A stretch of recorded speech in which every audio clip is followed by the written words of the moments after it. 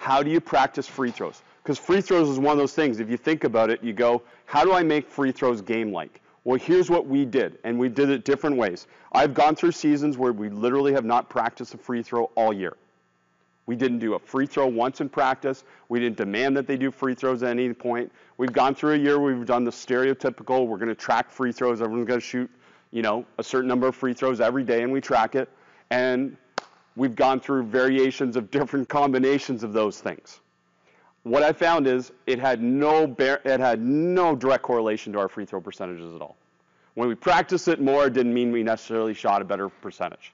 The reason is because free throw percentage in practice does not transfer to free throw percentage in games.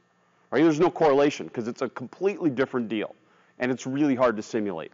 So what we learned and what we went to is this concept of randomizing free throws in practice. So anytime you want, call 2 free throws.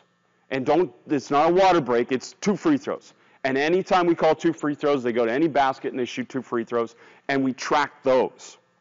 And we found more of a correlation between randomized free throws in practice and their game shooting percentage of free throws. And it kind of makes sense because at different times in the game, at different fatigue levels, at different pressure points, at different things, and if you want, you can even get, 2 free throws, we're just in the middle of, 3-on-3 full court, something like that, just call it 2 free throws. They go shoot 2 free throws, and then you get right back into 3-on-3 full court. So it wasn't a change in terms of what we're doing, it was just an interruption, which is really what a free throw is. And if you want, you can add a different variable to it and saying, 2 free throws, if you miss your first, you got 1 up and back, you miss your second, you got a second. So you can add different types of pressure points, which you stereotypically would do anyways, but they're just happening within the flow of a practice at any random moments. And sometimes I had to have assistants remind me, hey, you haven't called free throws in a while.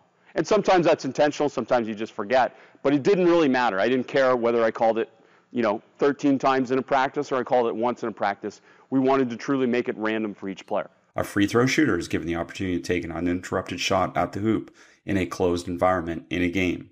A closed skill is a skill that takes place in a structured and static environment.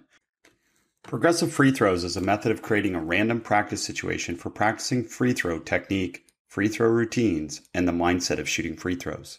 A player progresses from the rim to the three-point line and back. Each repetition, a player focuses on their mental and physical routine while having to be mindful of their technique.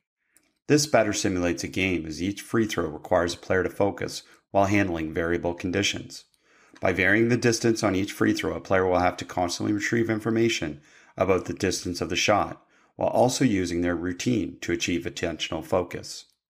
By establishing a pre-shot routine, players can address both the mental and physical component of a free throw in order to avoid mindlessness, to increase attentional demands, and to provide a novel opportunity to practice each free throw physical and mental routine in a less blocked way.